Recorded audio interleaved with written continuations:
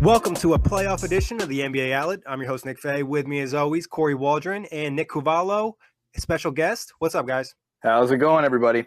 It's time. It's the most wonderful time of the year. All the games matter.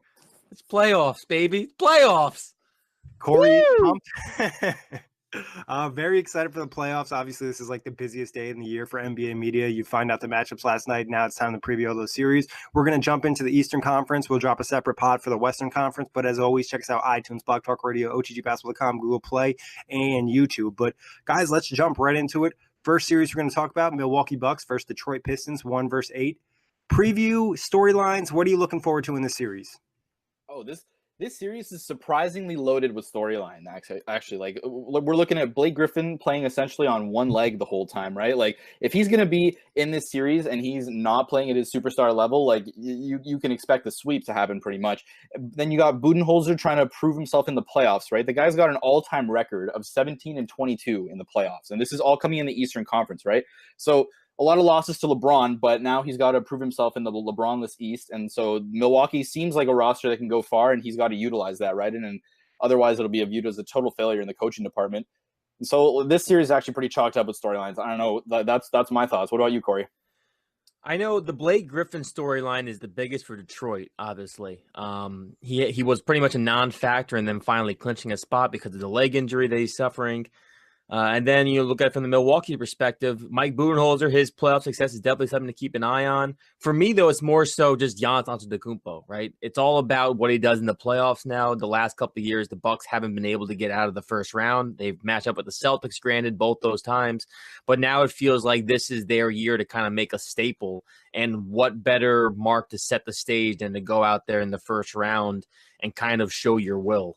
Yeah, both great points. Obviously, Blake's health is going to be a huge factor. Giannis is kind of trying to make that postseason footprint. I think another factor, too, is you're looking at it from the Milwaukee side. They kind of want to take care of business early because they have a couple guys injured, and they'd like to get them going and get them back for the second round. So a couple extra days of rest definitely wouldn't hurt them. Yeah, they're probably not going to see Brogdon at all in the series, right? So, correct. Yeah, and Mirotic might not be ready for game one. And so, yeah, essentially sweeping the Pistons must be a team goal. That's got to have gone up on the locker room whiteboard, so to speak, right? They must be looking to end the series quickly because they know they can, right? They beat Detroit 4-0 in the regular season. In each over the course of all those games, they shot 52% from the field as a team, 37% from deep. Like Milwaukee just has the Pistons card, and they got to play it, you know? Yeah, and they've been taking care of teams all season long. So, I mean, I think they should, make work of the Pistons. We'll talk about that a little bit more in depth. What are some key matchups you're looking for in this series?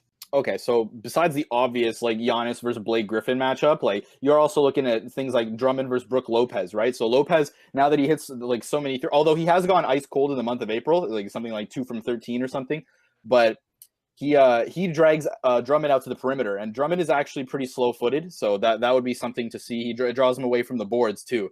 And then finally, you got Bledsoe versus Reggie Jackson, and I mean, I really think that Bledsoe would dominate this particular matchup, but Reggie, if he makes it competitive, can keep Detroit in some of these games. All right, so we both have the same 2 key matchups. Andre Drummond versus Brook Lopez and Reggie Jackson versus Eric Bledsoe. For me, the Andre Drummond versus Brook Lopez, for me, if the Pistons want to have almost any chance in this series, it's going to be how effective Andre Drummond can be. Can he be an 18-16 guy in the playoffs? How does he match up with Brook Lopez? Because obviously Brook Lopez likes to stretch the floor. And then from the Reggie Jackson versus Eric Bledsoe standpoint, obviously the Pistons want to have any chance. Reggie Jackson has to be playing like he's played down the stretch here. But for me, I'm looking at it from the Eric Bledsoe perspective because Eric Bledsoe just didn't have a very good postseason last year. It was a pretty rough stretch, especially, it was against Scary Terry. Terry Rozier kind of dominated him. So I think Eric Bledsoe in particular, after having a career year, he really wants to set the tone. He needs to set the tone for confidence and everything else and kind of hold on to a deep playoff run. So I'm looking for him to kind of just have a big matchup against Reggie Jackson, who's been kind of streaky lately. Yeah, no, that's a great point. The point guard matchup is going to be huge. Like you said, Kory, Bledsoe wants to set the tone, have a big postseason after being embarrassed last year, and Reggie Jackson is kind of just all over the place. Then obviously the major matchup is the Pistons versus Giannis. How are they going to match up with him? Who's going to defend him in your eyes? Oh, Pistons defending Giannis? Maybe stick some Thon Maker on him, like his pretty old teammate, ex-teammate. Like who do they have in that like length and speed department whether they could deploy on Giannis. Like their roster is honestly not built for that. So like I just don't see Detroit having any answer. And with Giannis, he's basically guaranteed to perform. His averages in his last playoffs last year are ridiculous, like something along the lines of 25 and 8 every game. And so with him, it's virtually guaranteed. And Detroit has a big problem with that. Yeah, I mean, this is Antetokounmpo has become one of those guys where you're not going to be able to stop them. You just kind of hope you can limit them. And I don't see anyone on this Pistons roster, especially with Blake Griffin out. Not that Blake Griffin can even really keep up with Antetokounmpo on the open floor, but at least he's got the size to maybe be somewhat of a disturbance. Antetokounmpo is going to have a fantastic series. I don't think there's anyone who can limit him. There's been some ideas out there that maybe they should try Andre Drummond on him because at least he can stop him inside. He'd give up the outside shots because you mentioned Blake being banged up and the rest of the roster really not being long enough to defend him. Right, but the issue, to be honest, is also that once and Brad Stevens has talked about this in depth, but once he builds up a head of steam, he's very difficult to stop at the rim, right? Like it's rarely that we see Giannis getting rim stuffed or blocked at the rim, and so the key is, can you stop him from charging from outside the 3-point line and to the rim? Because if Drummond's waiting there for him, like, okay, decent enough, but to really have any impact on this guy just jamming on you, like you gotta slow him down from outside. And a big way to do that people have been talking about actually is using zone defense, which sounds a little bit high schoolish. It's only used in like 10% of NBA defense, but the zone has been effective against Giannis this year. Miami and Brooklyn, two of the top teams in terms of using zone this season. But I will say, even when the Nets ran zone against the Bucks a lot, they have so many great outside shooters that, it's kind of pick your poison.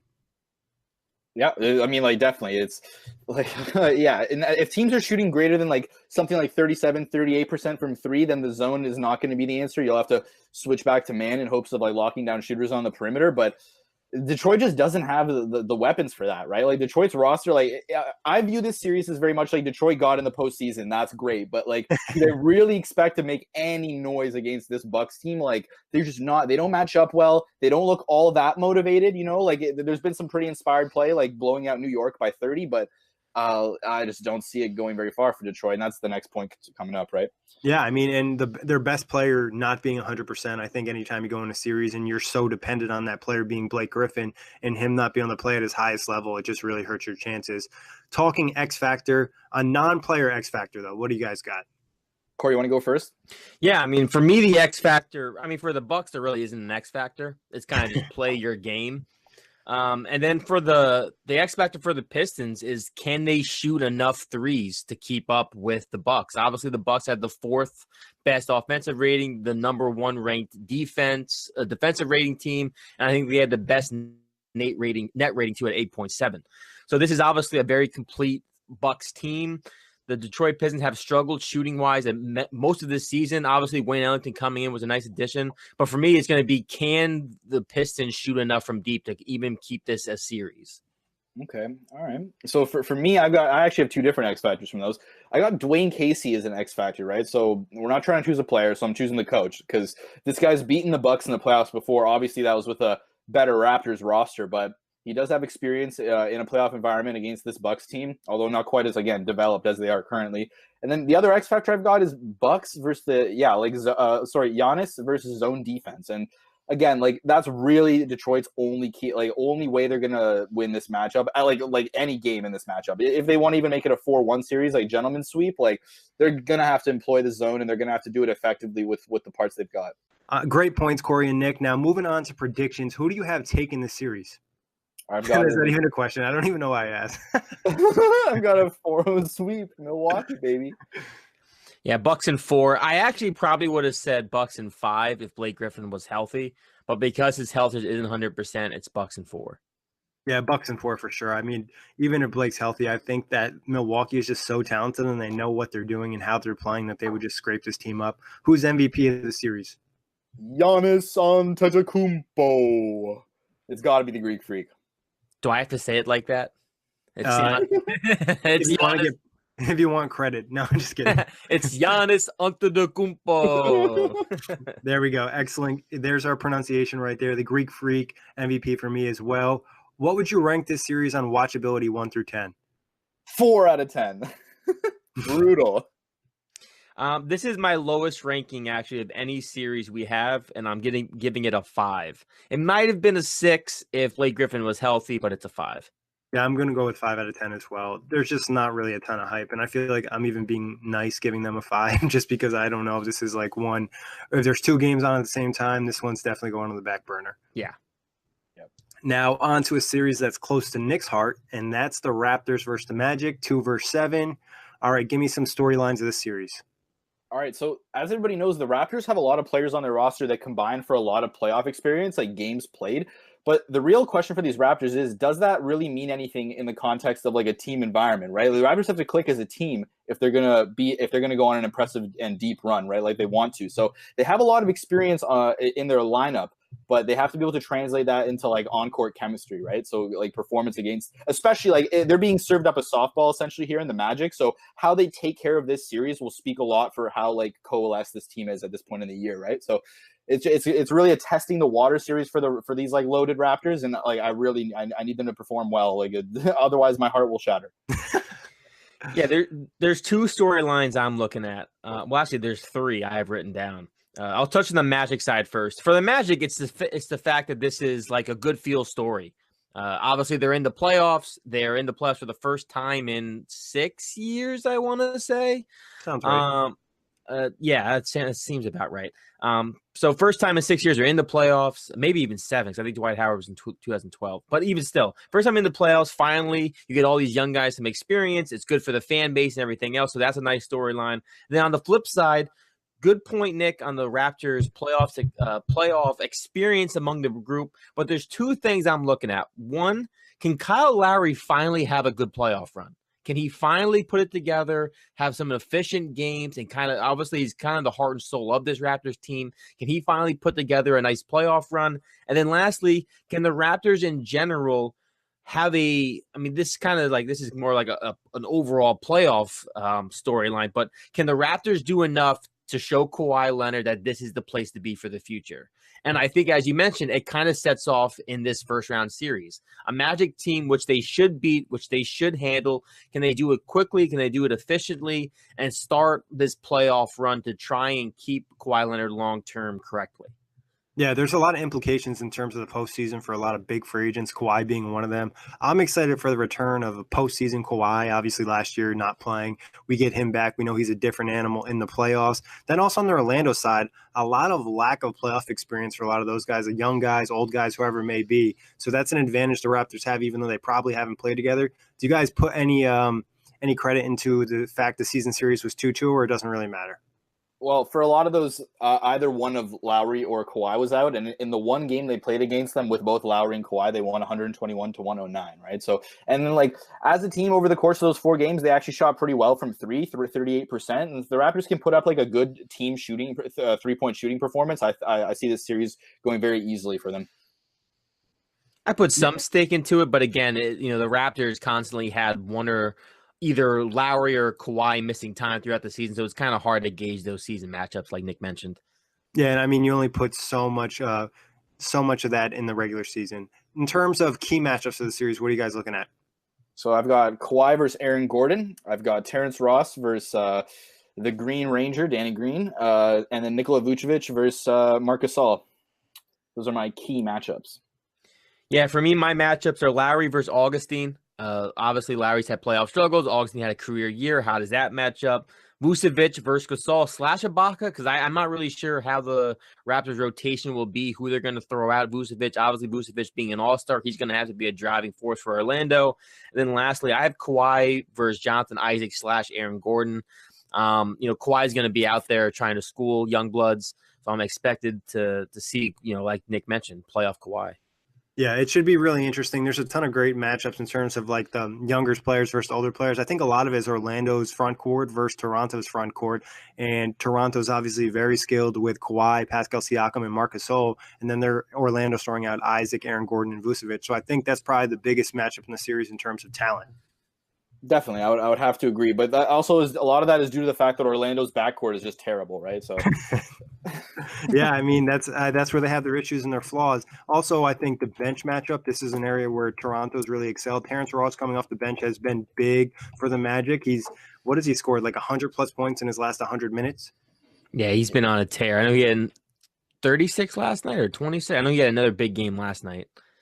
yeah, former Raptor, and now he's really turned in a contract year, no less. He's turned into a really good 3-and-D wing. So he's going to be a really good matchup for Danny Green, which is the Raptors, solution to him, so to speak, because they're going to have the two chasing each other around the whole series. So, what's the X factor of this series? Non-player. I think it's got to be the Orlando's interior defense. Like you mentioned, the front court's matching up is going to be a huge battle in this series. And so if Orlando's interior defense can hold up against the Raptors rim runners and their cutters and like all their big men operating in the post, then they've got a decent chance to maybe steal a game or two. For me, the X factor is, can Orlando out rebound the Raptors? The Raptors were only 24th in the league in offensive rebounds, 17th overall. Now, do I think this is is this going to be a make or break for the Raptors? Probably not, obviously, because of the talent differential. But I think for the Orlando Magic to be efficient in this series, they have to win the battle of the boards, so mainly on the offensive rebounding. Vucevic is actually a very good offensive rebounder. So for me, that's where I'm looking at. Yeah, I think obviously you guys brought up great points. Another area to consider is Orlando's scoring. Toronto's had no problem really scoring all season. Orlando, I believe, is in the bottom 10 in terms of offensive rating. So putting up points could be a problem, especially when they have the likes of Kawhi, Siakam, and Danny Green, even Kyle Lowry, who's going to put an extra effort in when it comes to defense in the playoffs. That's right. They've got that. They actually, to make up for that, though, they do have the 8th overall ranked defense. So they are a kind of a one end of the court sort of team. Now, let's get into the predictions. Okay, I mean, I think it's going to be a 4-1 gentleman's sweep for Toronto, and I think the series MVP is going to be Kawhi Leonard. Same thing over here for me. Raptors in 6. Oh. 6? You think you're going to need 6 games? All right. I said I guess appeared on the Big Play podcast last night. Whenever this podcast released, so maybe the other night. Until I see the Raptors prove me wrong in the playoffs, until I see Kyle Lowry bring it together. Now, granted, this is a different nucleus. Pascal Siakam is probably going to be most improved. We didn't even mention him. He's been tremendous. And then Kawhi Leonard, obviously, is a different animal, a superstar. Marc Gasol has been a fine addition. But until I see it all come together, I like what Orlando has. Granted, their schedule to end the year was pretty soft, but I like the way they started playing near the end of the year. They just had a different aura about them. Granted, the offense for them is 22nd offensive rating. They are the 8th ranked defensive rating team. I just think Orlando kind of matches up well and to a certain degree. Obviously, their backcourt issues, they're very thin, to say the least. But I don't know. I have to see the Raptors prove me wrong. Yeah, I don't really put much history into the Raptors like previous postseason problems because they have Danny Green now, Kawhi Leonard. Both guys have won championships. And then Marc Gasol's also had plenty of success with the Grizzlies in terms of the playoffs. So I think a lot of it is, even if Kyle Lowry wasn't great in this series, I think that Toronto could still beat them in 5. Yeah. That's more or less. I was just gonna mention, like, this team has gotten like essentially a transfusion, right, or like an engine swap. Like a lot of the core of the team has like been jumbled up, and yeah, like with Kawhi and Danny Green on the roster, like Kyle Lowry can be like a 3rd or 4th wheel, and it's fine for these Raptors. Like they have enough scoring and talent in other parts of the roster where like the Magic, like a team that could have easily just as easily have finished 10th in the East, like like landing at the 7th seed, like. I don't know. To me, 6 games is one too many. The one thing that would be like I guess you want to call it X factor in terms of players, would be someone like Evan Fournier, who randomly just gets really hot and he could put up some points. But what is your watchability ranking for this series? I got it at a 5 out of 10. Wow. Because just like this is your own damn series, Nick. Yeah, my own damn series. Because honestly, like, yeah, I can see Kyle Lowry not acclimating right away, breaking a lot of threes. Like Toronto being saved by like late shot clock, Danny Green 3 balls off of like nice ball movement. Like like the ball movement itself, it might be a little bit attractive, but with Orlando's defense, that could be like all jumbled up as well, right? So Orlando kind of plays like more of a grinded out style, and I don't know if the Raptors can, like, it doesn't make for a great viewing experience. experience, I'm not necessarily sure. So 5 out of 10 for me. I'm giving it a 7 out of 10. I clearly have this going to 6 games, so I think it's going to be a closer series. I'm intrigued to see these young guys in Orlando. And again, playoff Kawhi has its own level of intriguement. I think this is going to be a pretty fun series, actually. I'm right in between 6 out of 10. I think there's some real positives to look at. I want to see how Aaron Gordon and Isaac kind of develop in the playoffs, both being young guys in Orlando's future. Then you mentioned Kawhi returning to the postseason and having that ability to really dominate games on both ends. Now on to Philadelphia versus Brooklyn. Important series for me, obviously. Jack and I just did an amazing Brooklyn Buzz, an hour long, so we really dove deep if you want more info on that. But what are some previews and storylines of this series in your eyes? Okay, so obviously one of the biggest things for the Brooklyn Nets is first of all, congratulations, they're back in the playoff mix, but do they have any staying power, right? So the current roster has some playoff experience in some veterans, but this is really a brand new nucleus making its first playoff appearance. So do the Nets have any staying power? It's going to be interesting to see. And the Sixers, on the other hand, to balance that out, because the Nets are kind of, so to speak, playing with house money, right? But the Sixers are really playing with house money in the fact that they need to validate the cost of their nucleus and bringing back Jimmy Butler and Tobias Harris and paying through the nose and the luxury tax. Is that going to be worth it? And that's going to be determined a lot by their postseason performance. Yeah, this is, like you mentioned just now, Nick, the Sixers went all in on this playoff run, kind of how I mentioned with the Kawhi Leonard situation in Toronto. How that playoff develops will determine his stay possibly in Toronto. For Philly, it's the same thing. Depending on how this playoff goes, you may lose Jimmy Butler and Tobias Harris, depending on how all that goes. For me, I also think it's kind of a staple a start to a playoff run for Joel Embiid. Obviously, there's a ton of expectations. He's been very vocal. He's claimed to be, at times the most unstoppable player in the NBA. Now it's time to show it. And then for the Nets, you're finally back in the playoffs. You have these budding stars in D'Lo and Karis LeVert, Jarrett Allen. How do they match up, getting their first ever playoff experience? This is going to be a really fun series. I'm really excited. One major storyline that you guys didn't mention is Joel Embiid's health. There's no confirmation that he's going to be playing in game 1, and he's missed the last couple games. His knee's a little banged up, so that'd be a crucial point, obviously, Embiid being the biggest matchup and the most dominant player in this series. If he's not at 100%, I think that's like a kink in Philadelphia's armor. Then, like you guys mentioned, the Nets are playing with house money, and it's pretty much the opposite ends of the spectrum. Philadelphia has all this pressure where Brooklyn really doesn't have any pressure. Their coach and their GM said they didn't even expect to make the playoffs this year, so they're already exceeding expectations. And this is kind of a moment for the Nets to prove to free agents, hey, we're for real. We have a young core. We just might need a superstar to push us over the hump. Yeah, exactly. Very good points. Yeah, the health of Joel Embiid. The only reason I didn't bring it up is because I assume that he will be playing in the series.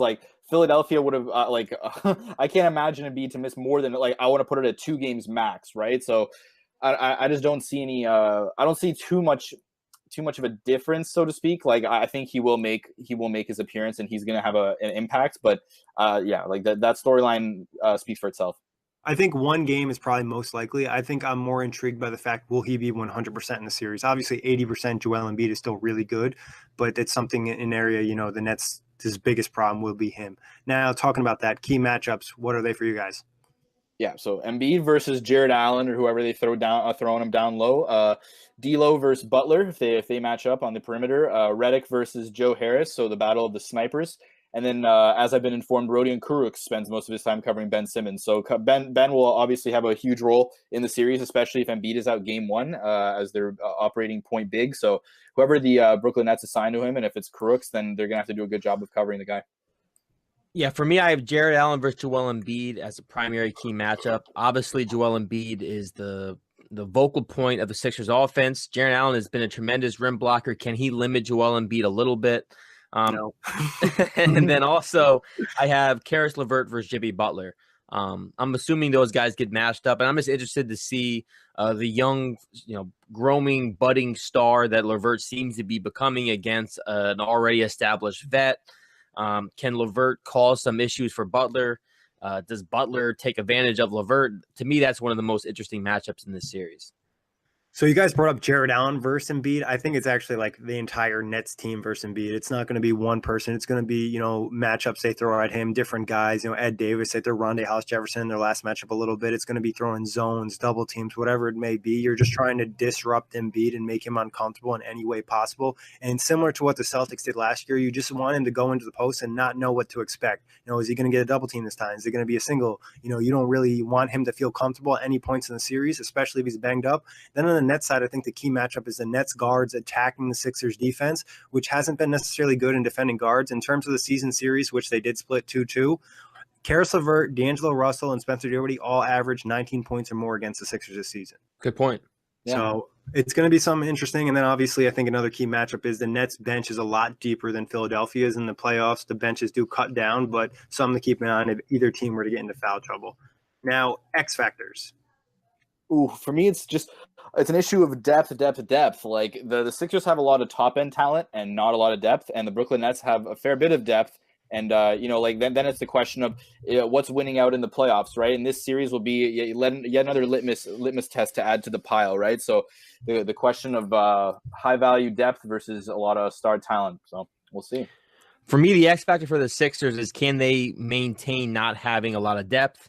Can they keep the minute stagger between the stars to keep the minute? Then my X factor for the Brooklyn Nets are, can they hit their free throws and can they get to the free throw line? They shot just 74% this year from the line. They were 24th in the league. I know they've had struggles at times. I've heard the guys in the Brooklyn Buzz almost bash their head against the wall at times because his team struggled from the free throw line. So can they get to the line? Can maybe even cause Joel Embiid to get into foul trouble? Can they take care of the ball as well with turnovers? Yeah, I think another huge X factor, obviously, getting to the free throw line has been a huge part of the Nets season, and knocking those free throw attempts is obviously very important in the playoffs because you don't want to leave any points on the board. I think three-point shooting, that's kind of the only factor that really makes the Nets scary other than their guards, is they have so many guys that can knock down threes. They're willing to shoot 43s a game. It doesn't really bother them. Kenny Atkinson's okay with that. And I think from the Philadelphia side, what's the chemistry like? You're putting in two big stars in Tobias Harris and Jimmy Butler mid-season, and it's not like you've had a whole offseason to kind of get them involved, people not knowing their roles. Another area that is shown to be a problem for Philadelphia during the season in the past has been controlling their emotions, getting technical fouls. Is Joel Embiid going to get upset? Ben Simmons going to get upset? Whatever it may be is something to keep an eye on. And then also brought up is the coaching matchup. Brett Brown's had his struggles in the past. This is Kenny Atkinson's first playoff series. A lot of people have gave him praise for the job he's done. So coaching is something I'll keep an eye on as well. Now, let's see if you guys will still be my friends after this podcast. What's your prediction for the series? I've got it 4-2 Philly with the MVP going to Joel Embiid. I have the 76ers in 5 games, 5 tight, closely contested games, but 5. Yeah, don't come over tomorrow. Don't come over on Saturday. I have Sixers in 6. Like Nick said, Joel Embiid's going to be dominant, but it's going to be a good showing for the Nets, especially in terms of their free agent pitches this summer. Yeah. Watchability, 1 through 10, what are we rolling with? I'm giving it a 7 out of 10, just because I think it's very watchable if Joel Embiid is up to snuff and operating at 100%, but then it suffers determining on his health, right? So I have it as an 8 for watchability. I think it's going to be one of the funner series we have coming out of the East. Yeah, I got obviously at a 10 because I'll be watching every single game and I don't care. But moving over to Boston and Indiana, big series for Kory. Preview storylines, what are you guys rolling with? Okay, so is this the end of the road for the Kyrie Celtics? You have to really ask that of every series Boston plays in from here on in. Like, how much effort is Kyrie going to put into this? I really want to see that. Will his emotions translate? He's reportedly been distancing himself from members of the locker room. So we will see how much he really cares. And let's see how his Celtics coalesce in the playoffs. And he's not injured this time, although he was rested last game. But he's relatively healthy, so we're going to see what Kyrie puts into this series. And then, of course, how much is Boston going to miss Marcus Smart, right? So one of their best perimeter stoppers, heart and soul of the team sort of guy, and they're really going to miss him. He's confirmed out for at least 2 rounds of the playoffs. And then can the Depot-less Pacers pull off the upset? This is probably the most I want to call it upset likely series of the East first round, and I think you guys will agree with me on that. And so that in of itself is a very big storyline. Can the Pacers, without their all-NBA quality player, really knock out an East contender? Yes, I have two storylines. The first one, I mean, it can kind of tie into the Kyrie situation and the Marcus Smart, but can this Celtics team finally get on the same page in a 7-game series? Obviously, they've shown glimpses during the regular season that they can be really good, and then they show glimpses where they've been really bad. Can this team pull together for 7 games? Will Kyrie, as you mentioned, be engaged? Will he not be a sideshow if this team goes down 2-1 or they have some sort of disturbance? How do they bounce back? And then on the other side of things, can the Pacers without Oladipo be a Cinderella story? Darren Collison's been a little bit banged up. Wesley Matthews been a little bit banged up.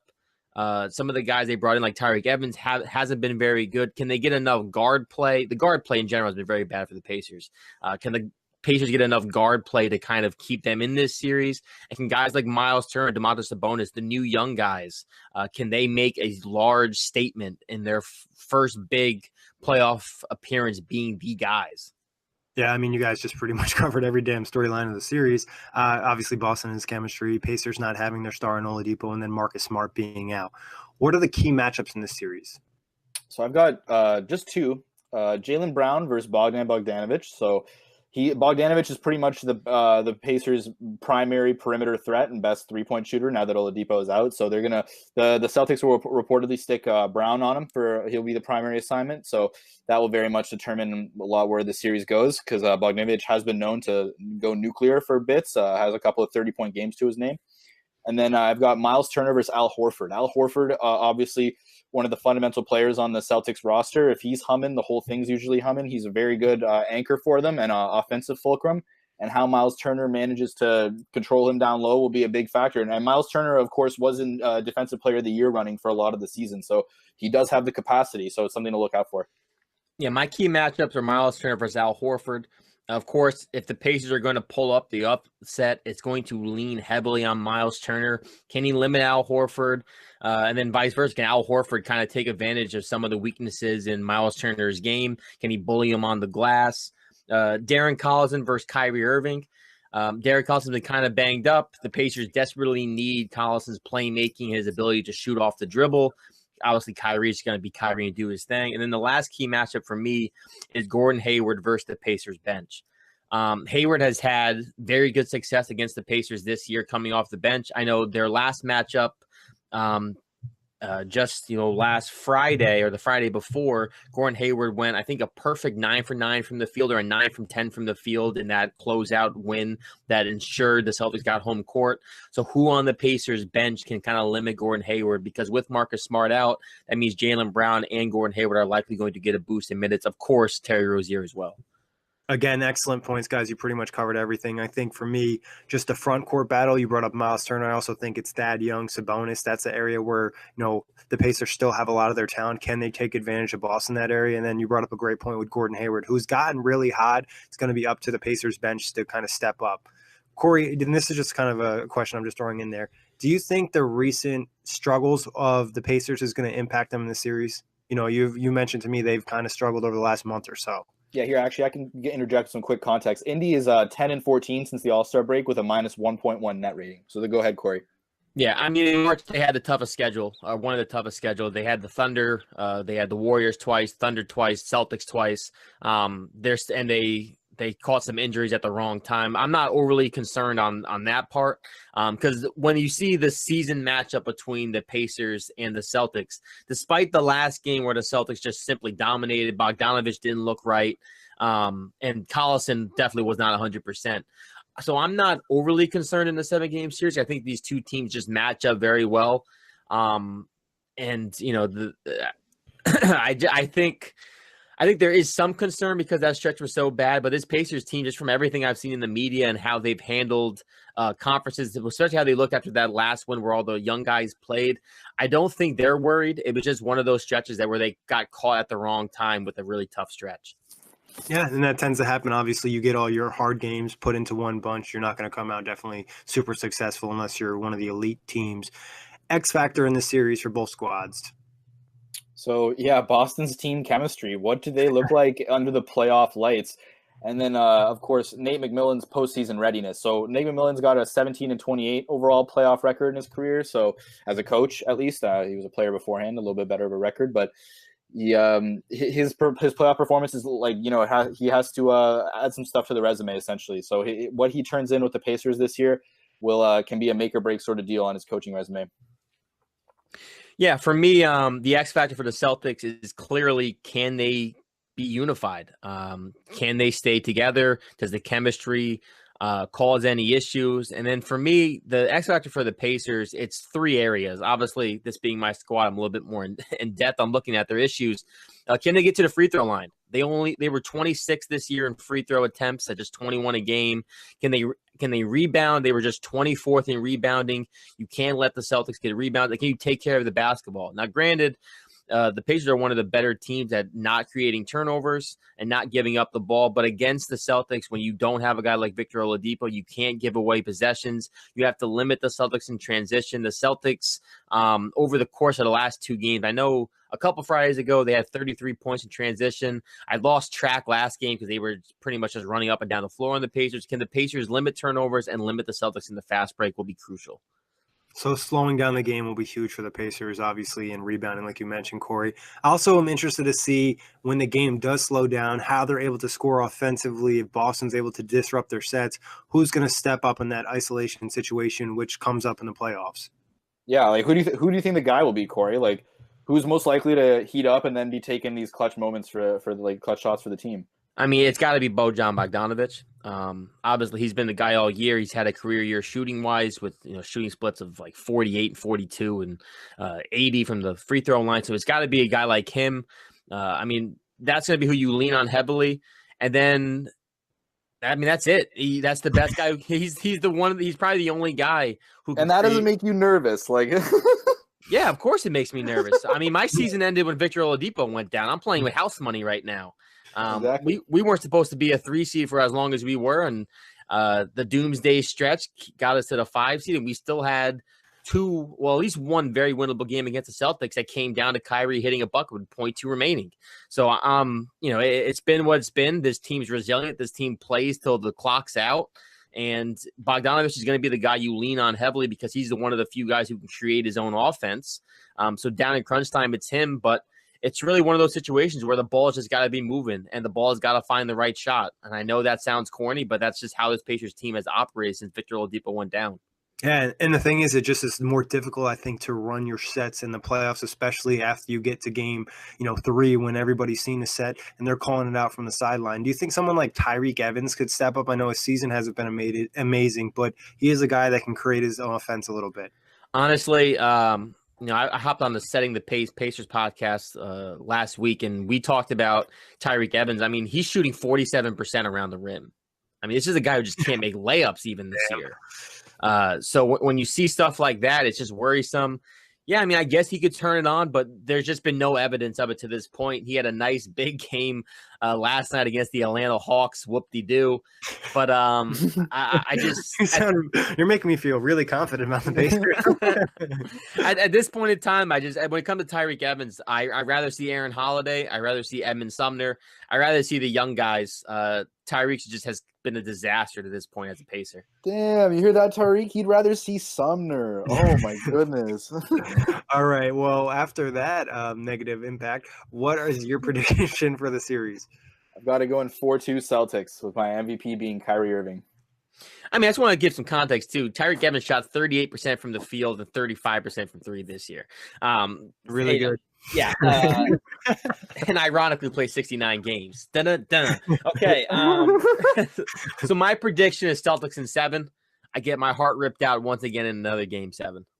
Honestly, my pick coming in was Celtics in 6, but Kory made me feel like I should put Celtics in 5. I'm going to go with Celtics in 6 still, just because I like some of the depth and the team unity of the Pacers compared to Boston, who might, end up fighting on the sidelines. Now, watchability, where's this ranking? I'm giving this series a 6 out of 10 in the watchability rankings, just because. Yeah, there could be a lot of blowouts. Like this series could be like, I could see the Celtics coming in ready, and then a couple of these games are blowouts, or at least the TD Garden are blowouts, and then I don't know, like the Pacers, play a pretty. If they want to slow it down, it's going to be kind of a grimy game for them. So I don't really see this being like all too excellent in terms of watchability. That's just me though. I mean, for me, it's 10. I'm watching my team and the Celtics. I think, as many people know, they're one of probably my top 3 or top 5 favorite teams to watch, generally speaking, in the NBA. So I'm giving this a 10. I think it's going to be highly competitive. I do expect there to be at least 1 or 2 blowouts on the side of the Celtics, because I don't think the Pacers have enough necessarily to blow out a team like the Celtics. But I think it's overall is going to be a very competitive series with at least 2-3 games going down to the wire. Yeah, I'm gonna give it 8 out of 10. I think just because the fact the games are going to be close, there will probably be one Celtics blowout, but for the most part, I think the Pacers don't necessarily get killed a lot. And this is a game where they're going to try to do their best to kind of make it close and give themselves an opportunity to win with the last 2 minutes of the game. All right, guys, anything else you want to cover that we didn't mention during the previews for all the other series? Yeah, I think we kind of wrapped it. We hit on every team pretty well, I think. Is there anybody you guys would have rather seen make it in than the Pistons? Like, would you have rather seen the Hornets, or would you have rather seen the Heat? I think I kind of would have rather seen the Heat, play the Bucks in the first round, but that's just me. They all would have got cooked, to be honest. I think like the teams that like Orlando or Brooklyn, if they dropped the 8th, they were getting cooked by Milwaukee. It was pretty much like, hey, I'm going to get the 8th seed so I can get swept. Like, it would be cool to see Dwayne Wade, but the fact Richardson's out, like that kind of takes the intrigue out of that. And then if you get the Hornets, it's like Kemba versus the world. Like, yeah, that's exactly how I feel. I mean, Kemba last night once again had 43 points in a losing effort to the Orlando Magic, which pretty much is just a highlight of what he's been in Charlotte. And then, as you mentioned, Nick, Josh Richardson being down. If Josh Richardson was healthy, then I probably would have preferred Miami simply because Dwayne Wade, that team's healthy. It would just be nice to see Wade play at least one more playoff series and knock it out of the first round once again. Whoops, sorry, probably shouldn't throw shade like that. He's tremendous. Shout out to Dwayne Wade, Hall of Famer, fantastic, top 3 shooting guard of all time. Just had to throw a little snippet. But yeah, do you guys want to give out your picks one last time before we get out of here for every series? Yeah. All right. Nick, so go first. Yeah, 4-0 Milwaukee over Pistons, 4-1 Toronto over Magic, 4-2 Sixers over Nets, and 4-2 Boston over Pacers. Since you said who's in both series, I'm just going to go quick. Bucks in 4, Raptors in 6, Sixers in 5, Celtics in 7. Almost said Pacers in 7. Celtics in 7. He's thinking about it, guys.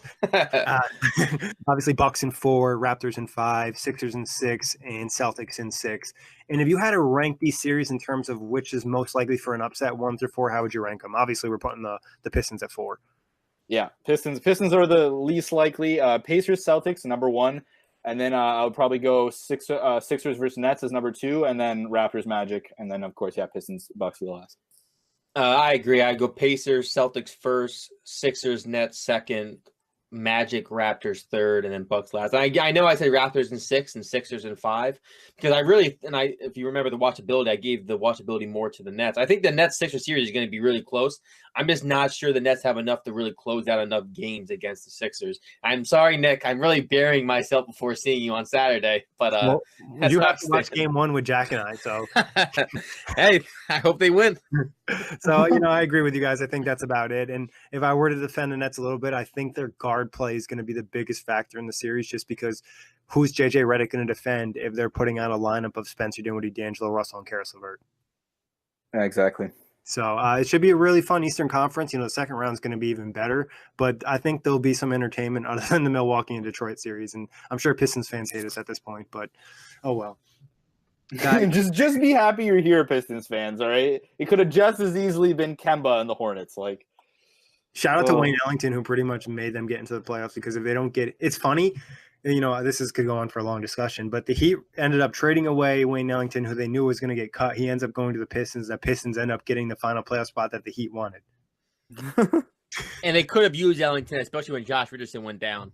Exactly. So, I think that was a little bit of mismanagement, but who am I to say? As always, guys, a pleasure. Thank everybody for listening. Check us out, iTunes, Blog Talk Radio, OTGBasketball.com, Google Play, and YouTube. Peace out, Knuckleheads. Peace.